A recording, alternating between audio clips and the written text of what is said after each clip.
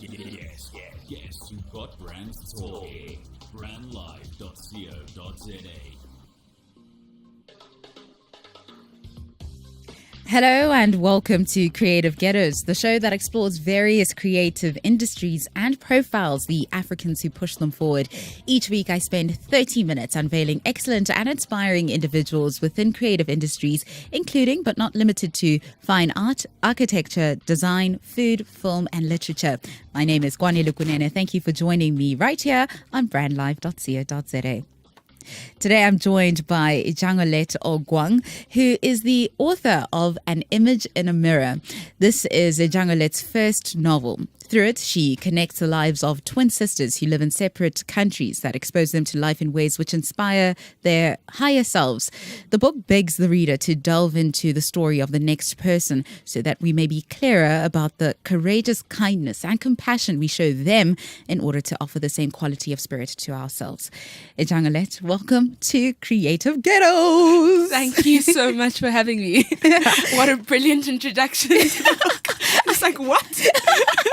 Is that really what I wrote? Exactly. No, because, I was struggling to actually write the introduction yesterday because I kept thinking, is this like what she intended? Yeah. I'm just going to, be very subjective about it and just write what I got from it, which is, oh man, it is such a brilliant book. But we'll get to that. Okay, cool. We'll get to that. Now, we have to speak about you. I mean, you have quite a rich history. You were born to Ugandan parents in Kenya. And grew up literally at the southern tip of Africa in the Eastern Cape. How did this multicultural upbringing help shape your life and also just how you think about life? I think it was so critical. And what it did for me is it allowed me to exist in so many spaces and spaces that sometimes stood at polar opposites to one another or that were close to one another, or people in these spaces were similar or vastly different, which I think whilst I was very young, unconsciously, it ignited this desire to understand. So to understand how Butterworth in the Eastern Cape was so different to East London, So on my commute to primary school in Butterworth, where you pass the same lady over the years selling vegetables in the specific street corner. And I think even then, I mean, I didn't have the language for it, but I started wondering, what makes her come here every day, and what does she think about? What does her life look like, And then, moving to boarding school in East London, where then you come home for out weekends to Butterworth, and you feel the sense of separation where you become the kid who went to boarding school and who immediately seems separate to your peers but guys were running around in the streets together, and questioning why that divide all of a sudden happened by me occupying a different space. And the same thing happened in moving to South Africa and in growing up in a house that is Ugandan, growing up around Ugandan families, growing up around the things that our parents would say that were loaded, where you'd be like, I hear you, but I know there's so much history and so much experience behind you saying that. And all these interactions for me sparked just this deep sense of curiosity in experience and how experience informs how we see the world and how we exist in spaces and the different stories we carry and those things we say unknowingly that are a lot deeper than we'd like to let on, Doesn't it make you think that, we can be clean slates every single day if we, I don't want to say reject our experience, because I do think that experience allows us to live life in a rich way. But don't you think that it would allow us to also, I don't know, just reach or create higher things and experience things in a richer way if we just let go of some of the things that we experience so that we can be open to new things and to a new way of living. Absolutely. It's interesting that you mentioned that. So a lot of what I've been thinking about in my personal capacity lately is this concept of self-forgetfulness. So of course, in the height of all of this, there's a lot of self-promotion that needs to happen with my book, but just the concept of holding on to things loosely. So holding on to experiences loosely, holding on to the gravity of this success loosely, which I think does allow you to approach life in a very open manner, Yeah. where I'm open to whatever it is today, and I will take the good from today. I will learn from the bad that happens today and have that enhance my character and my ability to be and exist. So it's definitely a thought I've been thinking about. So the whole concept of, I do think history and where you come from does provide a certain sense of grounding, but I also think on the converse of that, the obsession with that could be debilitating in a sense. So another concept I'm kind of exploring is the duality of things. So to be comfortable with the fact that you can live within the duality of this concept of blank canvas, but also of this concept of, yes, I do want to understand the rootings and experiences that make me who I am, and live within that tension quite beautifully. So I believe in the tension, the tension of things. So tell me a little bit about your childhood and growing up. What was that like? Being a foreign national in South Africa, having Ugandan parents, and also just like things like language and cultural differences from being having to live in a South African world and then also having to live in a Ugandan world. It's such an interesting experience, and I was sharing with someone the other day that you often hear about the immigrant experience in the US or UK, the African immigrant, but you don't necessarily hear about the nuances that exist with still being on the continent, but being an immigrant, right? And growing up, I remember certain instances where, you're at school and people ask you, where you from, right? And your response, of course, is, what do you mean? Where am I from? I'm from here. From Mars.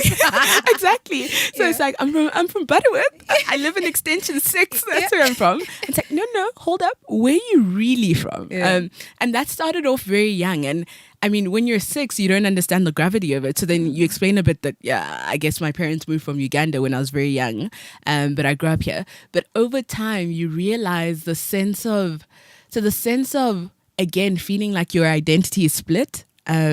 So as I grew up, a lot of the literature I read and a lot of my passion in learning about the liberation struggle and a lot of the heroes there all happened in South Africa. A lot of the first loves and all the random things that happened in my life happened in South Africa. But then at the same time, there's this very deep attachment to Uganda, because at home you eat that food, you hear your parents speak the language. But even within the way my parents raised us, you had a lot of Ugandan families who were also based Mthatha, Butterworth and East London, where you'd meet for Easter and you'd be told about your culture, where there's a sense of, we want to preserve this thing. So you always felt this need to negotiate both those spaces. So when you're in those circles, to turn up your Ugandan, and when you're in the South African circles, to turn up your South African. But it's cool because it seems as though you never rejected both. It's almost as if you found, as a child, you found a way of fusing the two. Yeah.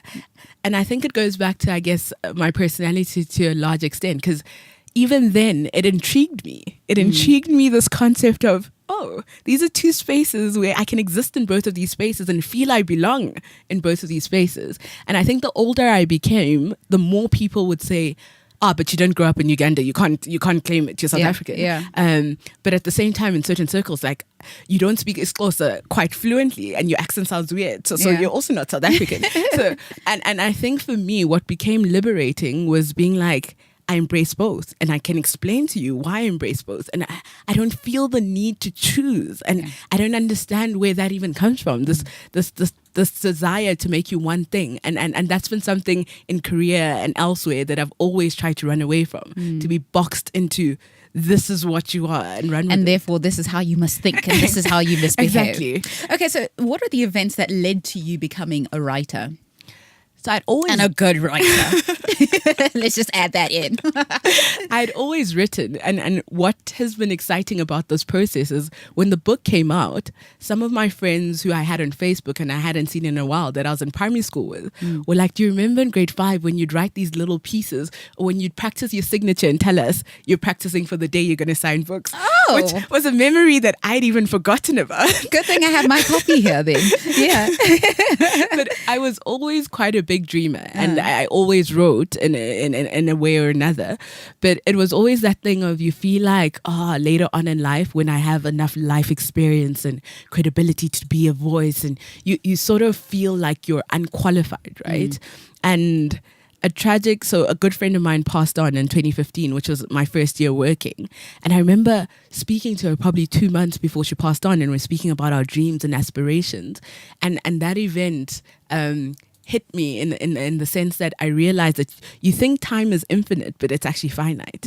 And I knew that this was something I loved. And even if I wrote and say passed on a month from then, I would have been richer as a person and more fulfilled and happier. So it came to a point where I was like, I love this, and I'm just going to write it. If it gets published, yay, because that's the dream. But even if it doesn't, the process is going to be transformative, and it would be creating space in my life for something I've always loved. So that's kind of what brought me here. Okay, so and writing a book is not like an overnight endeavor, really. It requires true commitment, especially when you have a day job. So firstly, how long did it take you to write An Image in a Mirror? And secondly, what convinced you that this was the time for you? Okay, I suppose you've just answered that. But okay, how long did it take for you to write An Image in a Mirror? So it took 1.5 years. Oh, wow. See, that's the type of commitment that I'm talking about.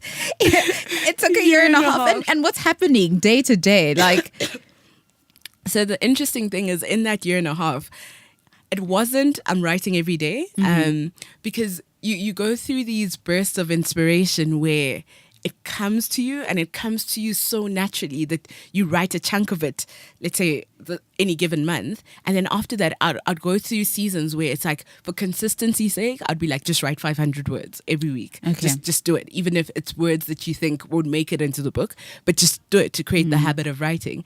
So that's kind of what the process looked like. And what convinced me now was the time was, I was actually in Uganda for holidays, and I had been toying with the idea of I'm going to write now, but I just didn't know what story I'd write.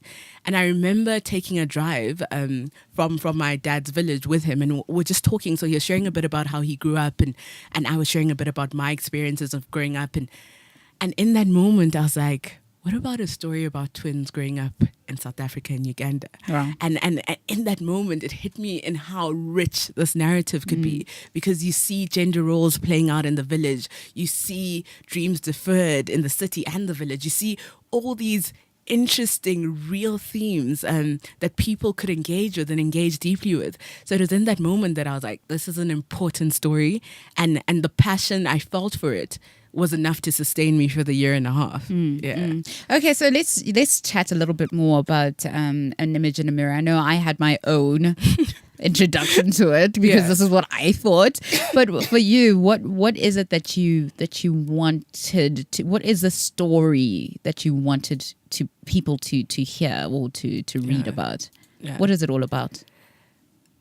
So, I mean, the larger story that I wanted people to read about, or that I wanted to do with the story, is to almost take people beyond assumptions that they make, right? Beyond the surface level understandings of people, but also spaces, and what it means to live in a city or in a village, and what it means to have certain opportunities, and how they grow you, but how they also restrain you. Yeah. And I almost wanted to take people beyond the predictable answer.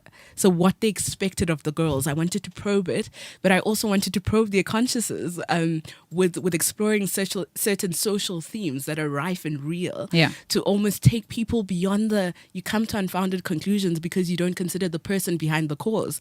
And I felt strongly regarding the Roads Must Fall movement. And during that time, I remember just feeling so unsettled in a lot of the conversation you'd hear, where I felt people were disregarding the fact that these are students, these are young kids in a lot of instances, but these are the interrogation that's happening is so humane. It's at a humane level that people were discarding and just calling their arguments null and void without considering the person and what could have informed the need for roads to fall, right? And I wanted to just challenge people a little. a lot and unsettle them a bit through the story.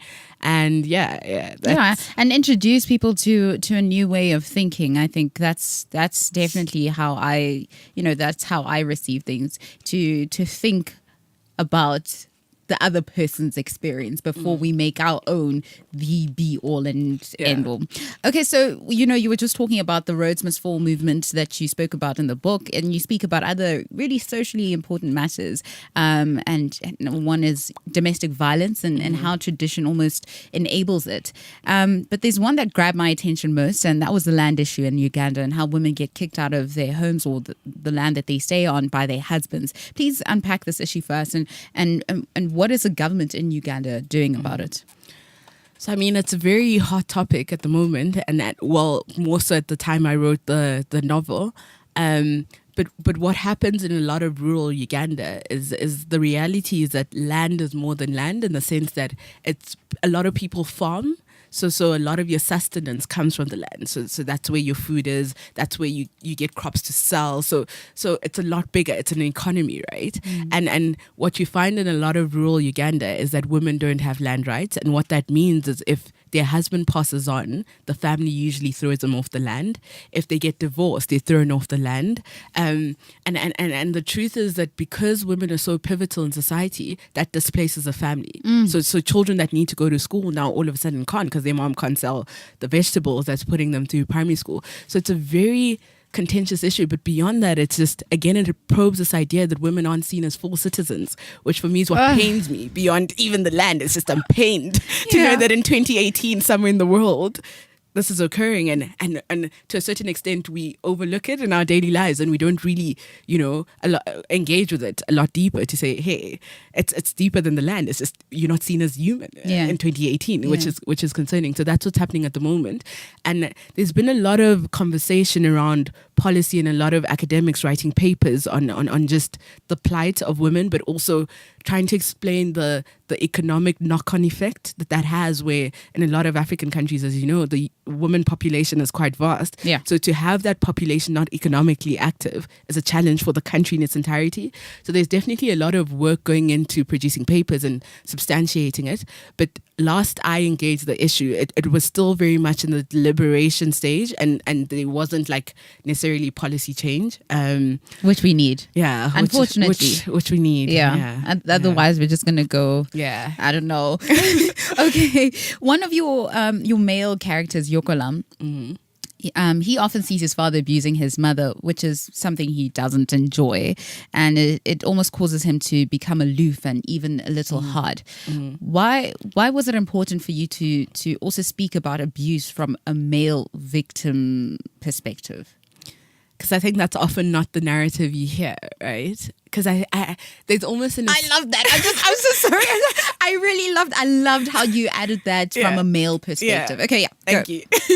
Thank you. And it goes back to the larger aim of the book, where I wanted to show the narratives that are often not heard. Because I think you often think about the mother as the center of the stage who's being abused, and rightfully so, because she is primarily the victim. But you don't think about the characters in the background who are also victims of this, and how for a male child to see their father do that potentially hardens them and then creates a cycle of broken masculinity. Right? So that was the reasoning behind that, and it was something I tried to do in a lot of the book that I hope people pick up. Is I tried to make, and from Chimamanda, who is my mentor, and she doesn't know it, but I tried to centralize a lot of the periphery characters, where the characters that seem like they're not at the heart of the book have such heavy stories in and of themselves that you're able to also feel like, no, but her as well, right? I get where she's coming from, which was important for me. That people who with the lady who's the helper who works for Nyakale's family, with her story as well, it was important for me to talk about her experience. So the duality of having to work for this family and what happens to her family when she's there, which is often not a consideration, because citizens who unfortunately have to work those jobs that are viewed as, in inverted commas, lowly in society, people don't often consider the knock-on effect of that on their children. Yeah. Who then don't have their mother there to iron their shirts, to help them with homework because she's in Yakale's house. So I wanted it to be that complex where it's like, hey, everyone has a story, you know, and the knock-on effect is real. Yeah. You know, just to go back to Yokalam, and I like that. Well, I suppose we saw things in the same way. Yeah. But it's so, you know, there's so many movements happening right now. That are for women, by women. But the one thing that I always try and have people see is that there are men that come from certain backgrounds and they haven't found healing. And it's like, how can we get to a point where we're discussing our healing? And how can we get people like Yokolam to open up and not be the hardened person? Like, what are the steps that we have to take? What do you think are the steps that we have to take as society just to, you know, just to try and heal in a collective way? Yeah. I love that point. So the concept of collective healing, which I think is absolutely crucial. So as much as I do, you know, fully am behind a lot of the movements that are happening at the moment that are focused on women, and I agree with you fully that I almost feel that there needs to be a brother movement that pivots around these social ills that are happening to women, but recognizes that there's a male side that we need to deal with. And a lot of it, as you have already said, which I agree with 150%, is we live in a society where men generally don't process their feelings and don't engage their emotions. So you find that there's a lot of rage, there's a lot of unresolved identity issues that then play out, and women are then the victims of this. So there's definitely a need, and I think from a very young age, to encourage little boys to talk about their feelings and to engage the emotional side, and not to see that as weak or as feminine, but as human. Because as every human, we're made up of all these faculties, and if we don't take care of one of them, it shows, right? Yeah. Somewhere in your book, you say, I forget the page number, being a foreign national means being constantly on trial or sitting cross-legged across from your identity, negotiating who you are. For me, this was such a power statement. And well, I just wanted to know, what would you like South African citizens or citizens of any country to realize about foreign nationals before people hand down unfair judgment on who they are? Yeah. I think what I'd love people to realize is the fact that the decision to immigrate it's a massive decision to make, because the reality is you immigrate as a single family, and often what that means is losing touch with the extended family. So in the sense that, I mean, I see my cousins for 2 weeks in December. So immediately you can imagine what that does for relationship, right? So I think I'd love people to acknowledge the sacrifice that comes with choosing to immigrate, and how difficult it is to exist in a space where you feel not entirely accepted, or you feel like you can't entirely exhale and just relax in the space because there's this predominant theme of you not belonging there. So it's just to realize what people give up to be here, and that often it's a choice of necessity, no more than a choice of, hey, we just want to come and chill. Yeah, it's not a luxury choice, which Exactly. is, you know, it just shows you, it's like how Syrian migrants right now are going over to Europe, and there are people within the countries that they're going to who are having these mass movements against them, and that does not make the situation any easier for human beings. Like we need to start seeing people as exactly that. That's my hope. Okay, so one of my favorite things about An Image in a Mirror is that you use different African languages, and you know, you're almost schooling us about food here in South Africa and in Uganda, and you know, we're going back and forth, which is amazing. So I want you to translate, because I need to use these like in a social way. What does banange mean? And am I saying it properly? Because I just want to be like banange.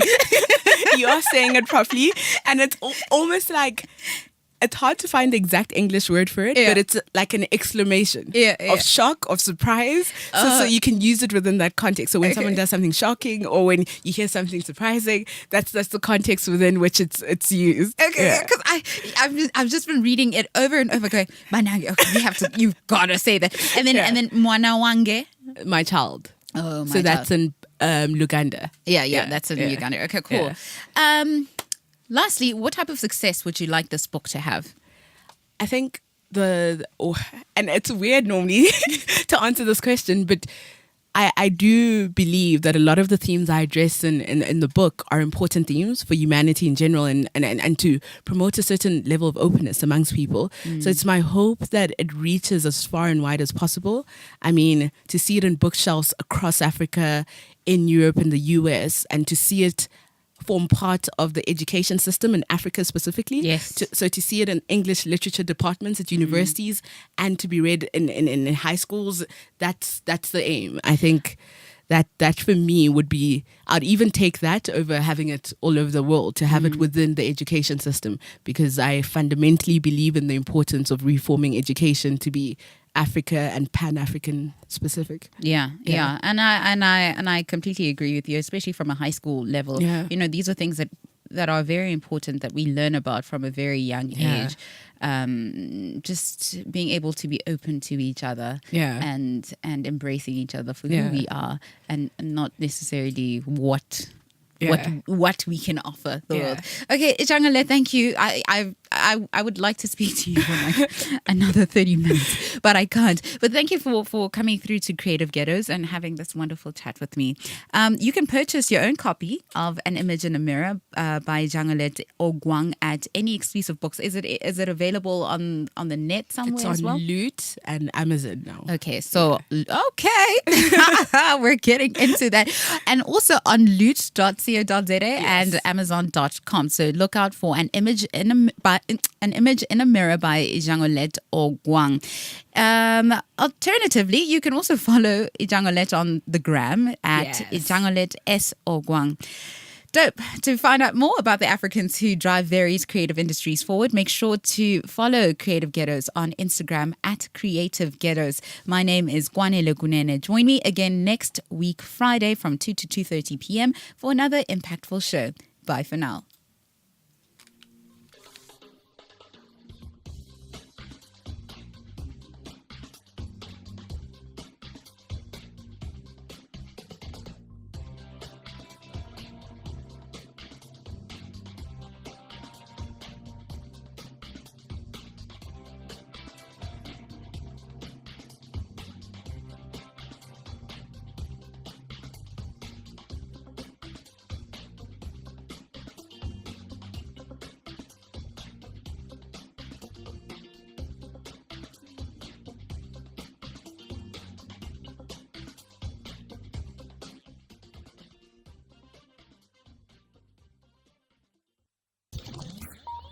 brandlive.co.za